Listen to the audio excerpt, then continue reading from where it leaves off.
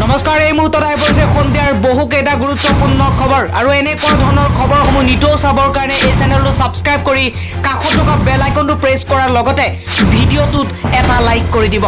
আৰু এই মুহূৰ্তত এটা ডাঙৰ খবৰ দিবলৈ লৈছো। শিক্ষা বিভাগৰ ফালৰ পৰা নতুন নিৰ্দেশনা জাৰি কৰা হৈছে। নিৰ্ধাৰিত সময়মতে অনুষ্ঠিত হ'ব উচ্চতৰ মাধ্যমিক চূড়ান্ত পৰীক্ষা আৰু মেট্ৰিক পৰীক্ষাৰ বাবে নতুন নিয়ম জাৰি কৰিছে শিক্ষা বিভাগে। আৰু পৰীক্ষাৰ বাবে থাকিব বহুতো নীতি নিয়ম। আৰু দেশত ভয়াৱহভাৱে বৃদ্ধি পাইছে কোভিড আক্ৰান্ত ৰোগীৰ সংখ্যা, যাৰ বাবে বাতিল কৰা হৈছে CBSEৰ 10ম শ্ৰেণীৰ পৰীক্ষা। দশম শ্ৰেণীৰ উপৰিও দ্বাদশ শ্ৰেণীৰ পৰীক্ষাৰ ক্ষেত্ৰত এবাৰ জাৰি কৰা হৈছে স্থগিতাদেশ। কিন্তু CBSEৰ নিচিনাকৈ মেট্ৰিক পৰীক্ষা বাতিল কৰাৰ সিদ্ধান্ত গ্ৰহণ কৰা নাই সেবাই। এই মুহূৰ্তত এটা ডাঙৰ খবৰ দিবলৈ লৈছো। সেবাই CBSEৰ নিচিনা মেট্ৰিক পৰীক্ষা বাতিল কৰাৰ সিদ্ধান্ত গ্ৰহণ কৰা নাই আৰু পূৰ্বৰ নিৰ্ধাৰিত সময়মতেই উচ্চতৰ মাধ্যমিক চূড়ান্ত পৰীক্ষা অনুষ্ঠিত কৰা হ'ব। ৰাজ্যত কোভিড পৰিস্থিতিৰ ওপৰত লক্ষ্য ৰাখি সিদ্ধান্ত হ'ব ৰাজ্যৰ শিক্ষা বিভাগে এই কথা উল্লেখ কৰিছে। আৰু কোভিডৰ বাবে এইবাৰ পৰীক্ষা কেন্দ্ৰত Z আৰু S পদ্ধতিত বহাব আৰু হায়াৰ ছেকেণ্ডেৰীত এই পৰীক্ষাৰ্থীসকলৰ বাবে এই ব্যৱস্থা গ্ৰহণ কৰিছে, যাৰ বাবে পূৰ্বতকৈ উচ্চতৰ মাধ্যমিক শিক্ষা সংসদে বৃদ্ধি কৰিছে পৰীক্ষা কেন্দ্ৰ।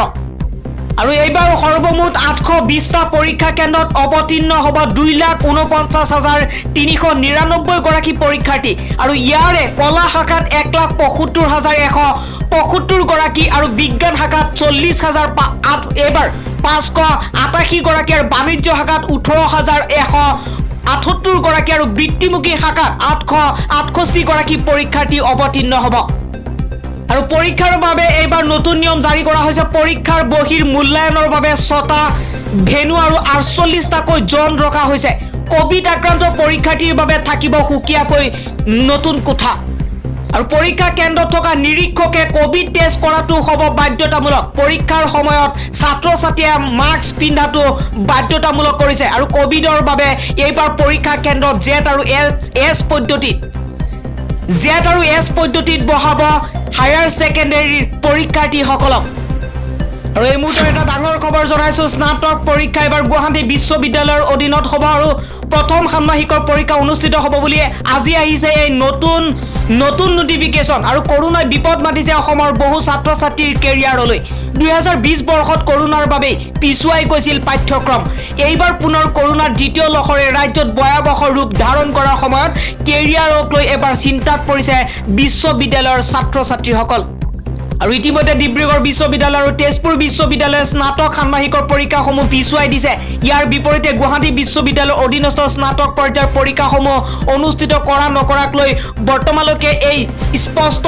নীতি নিৰ্দেশনা বিশ্ববিদ্যালয় কৰ্তৃপক্ষই জাৰি নকৰাৰ বাবে তেওঁলোকে চিন্তাত পৰিছিল। কিন্তু অৱশেষত গুৱাহাটী বিশ্ববিদ্যালয়ৰ ফালৰ পৰা প্ৰথম ষান্মাসিকৰ পৰীক্ষাৰ নটিফিকেশ্যন আহি পৰিছে। ডিব্ৰুগড় আৰু এবাৰ তেজপুৰ ইউনিভাৰ্চিটিৰ উপৰিও এবাৰ গুৱাহাটী বিশ্ববিদ্যালয়ৰ ফালৰ পৰা এয়া চাওক, আজি তাৰিখটো হৈছে 18 আৰু 18 তাৰিখে নটিফিকেশ্যন আহিছে। আৰু গুৱাহাটী বিশ্ববিদ্যালয়ৰ ফালৰ পৰা মই পুনৰবাৰ দেখুৱাইছোঁ, গুৱাহাটী বিশ্ববিদ্যালয়ৰ ফালৰ পৰা এই নটিফিকেশ্যন আহিছে আৰু এই কথা ইয়াত উল্লেখ কৰিছে। আৰু গুৱাহাটী ইউনিভাৰ্চিটিৰ ফালৰ পৰা বিশ্ববিদ্যালয়ৰ ফালৰ পৰা এই নটিফিকেশ্যন জাৰি কৰিছে আজি। আৰু ইয়াত লিখিছে This is to notify that the scheduled PG first semester examination will be conducted as per time schedule notified earlier. আৰু এই কথা উল্লেখ কৰিছে, however candidates who are not able to appear in the examination have to inform the controller of examinations. আৰু Guwahati university এই কথা উল্লেখ কৰিছে, Guwahati university through the concerned principal for further course of action a second phase of examination may be conducted from these students at a convenient time. আৰু এই কথা উল্লেখ কৰিছে গুৱাহাটী বিশ্ববিদ্যালয়ৰ ফালৰ পৰা প্ৰথম ষান্মাসিকৰ পৰীক্ষা গুৱাহাটী বিশ্ববিদ্যালয়ে অনুষ্ঠিত কৰিব বুলি নতুন নটিফিকেশ্যন জাৰি কৰা হৈছে। ডিব্ৰুগড় বিশ্ববিদ্যালয়ে বাতিল কৰা এবাৰ স্থগিত কৰাৰ পাছত তেজপুৰ বিশ্ববিদ্যালয়ে কৰিছে আৰু তাৰ পাছত কিন্তু গুৱাহাটী বিশ্ববিদ্যালয়ৰ ফালৰ পৰা এই নতুন নটিফিকেশ্যন আজি জাৰি কৰিছে। আৰু পৰৱৰ্তী খবৰটো হৈছে ৰাজ্যৰ শিক্ষা বিভাগৰ ফালৰ পৰা। ৰাজ্যৰ শিক্ষা বিভাগে এটা নতুন নিৰ্দেশনা জাৰি কৰিছে। 8 মেলৈকে বন্ধ থাকিব 5ম শ্ৰেণীলৈকে বিদ্যালয়ত সম্পূৰ্ণ পাঠদান। অন্য জিলাৰ জিলা উপায়ুক্তসকলেও কৰোনা পৰিস্থিতিৰ ওপৰত নজৰ ৰাখি সক্ৰিয় ৰোগীৰ সংখ্যা 100 পাৰ হ'লে প্ৰথম শ্ৰেণীৰ পৰা পঞ্চম শ্ৰেণীলৈকে বিদ্যালয় বন্ধ কৰিব আৰু ইতিমধ্যে 8খন জিলাত এই বন্ধৰ ঘোষণা কৰিছে প্ৰাথমিক বিদ্যালয় তাৰ ভিতৰত এবাৰ মহানগৰ কামৰূপ মহানগৰ কামৰূপ গ্ৰাম্য ডিব্ৰুগড় নগাঁও শোণিতপুৰ কাছাৰ যোৰহাট আৰু তিনিচুকীয়া এই 8খন জিলাত প্ৰথম শ্ৰেণীৰ পৰা পঞ্চম শ্ৰেণীলৈকে পাঠদান বন্ধ কৰা হৈছে ভাৰতবৰ্ষত এটাৰ পাছত এটাকৈ বন্ধ কৰা হৈছে বিদ্যালয় কিন্তু এইবাৰ সকলোৱে চিন্তা কৰি আছে এইবাৰ কোভিড প্ৰটকলৰ মাজত কেনেকৈ তেওঁলোকে পৰীক্ষাত বহিব কিন্তু সেই সন্মুখত এইবাৰ জি মেইন পৰীক্ষা স্থগিত কৰা হৈছে কেন্দ্ৰীয় শিক্ষামন্ত্ৰীয়ে কৰিলে এই ঘোষণা এপ্ৰিলৰ 27, 28 আৰু 30 তাৰিখে হ'ব লগা আছিল এই পৰীক্ষাসমূহ পুনৰ পৰীক্ষা অনুষ্ঠিত হোৱা 15 দিনৰ আগত ঘোষণা কৰিব কেন্দ্ৰই নিশ্চয় মুহূৰ্তত এটা ডাঙৰ খবৰ দিবলৈ লৈছো জি মেইন পৰীক্ষা এবাৰ পষ্টপন কৰা হৈছে আৰু কেন্দ্ৰীয় শিক্ষামন্ত্ৰীয়ে এই বৃহৎ ঘোষণা কৰিছে 28, 27 আৰু 30 তাৰিখে হ'ব লগা আছিল এই পৰীক্ষা কিন্তু এই পৰীক্ষাসমূহ এইবাৰ পিছুৱাই দিয়া হৈছে আৰু অৱশেষত দা জইণ্ট এন্ট্ৰেন্স এক্সামিনেশ্যন মেইন বন্ধ কৰি দিয়া হৈছে স্থগিততে এবাৰ এইটো পষ্টপন কৰা হৈছে কোভিডৰ বাবে অসমত এইবাৰ নতুন নিৰ্দেশনা বহুতো আনা হৈছে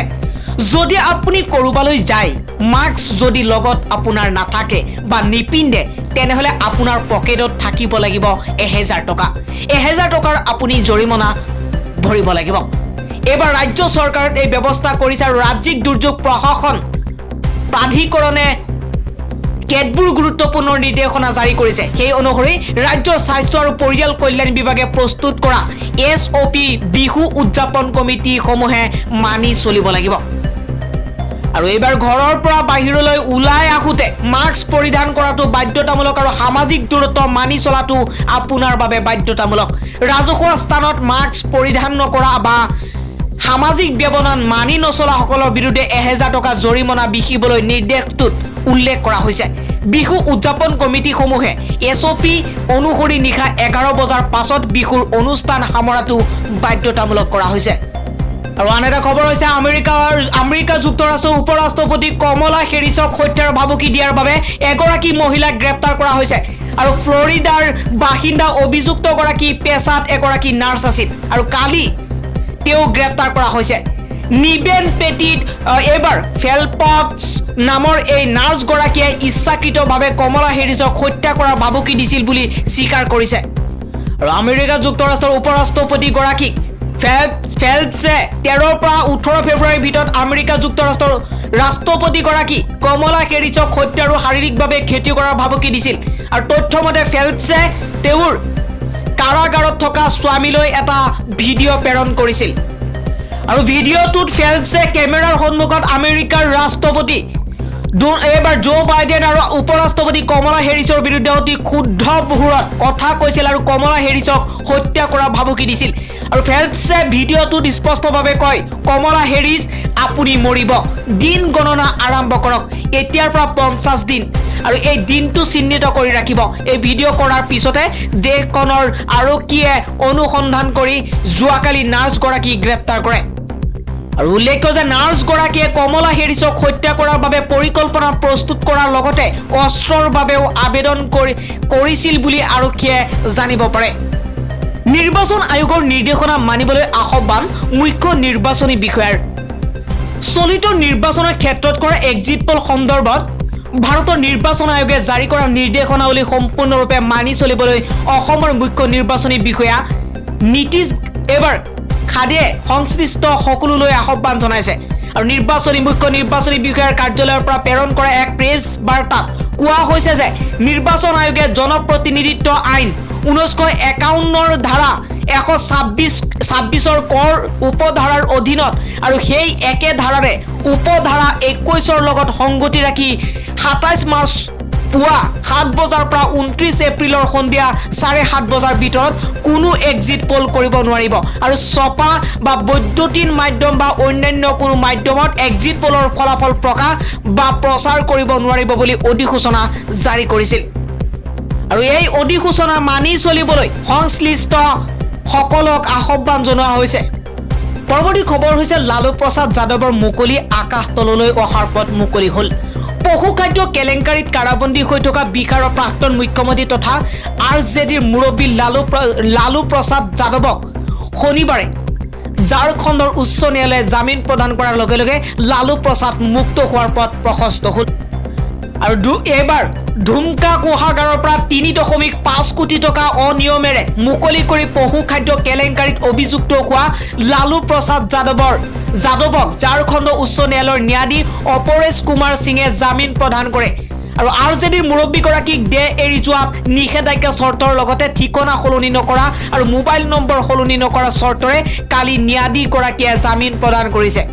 আৰু লালু প্ৰসাদ যাদৱ 2017 চনৰ ডিচেম্বৰত RJDৰ মুৰব্বীগৰাকীক দোষী সাব্যস্ত কৰি 7 বছৰৰ কাৰাদণ্ড বিহিছিল আৰু 2018 চনৰ পৰা কাৰাগাৰত বন্দী হৈ আছিল কাৰাগাৰত থকা অৱস্থাত অসুস্থ হোৱাত প্ৰথমে লালু প্ৰসাদক Rajendra institute of medical science হাস্পাতালত ভৰ্তি কৰা হৈছিল আৰু ঝাৰখণ্ডৰ হাস্পাতালত ভৰ্তি হৈ থকাৰ সময়তে স্বাস্থ্যৰ অধিক অৱনতি ঘটাত বিমান এম্বুলেন্স যোগে নতুন দিল্লীৰ এইমছলৈ স্থানান্তৰ কৰা হৈছিল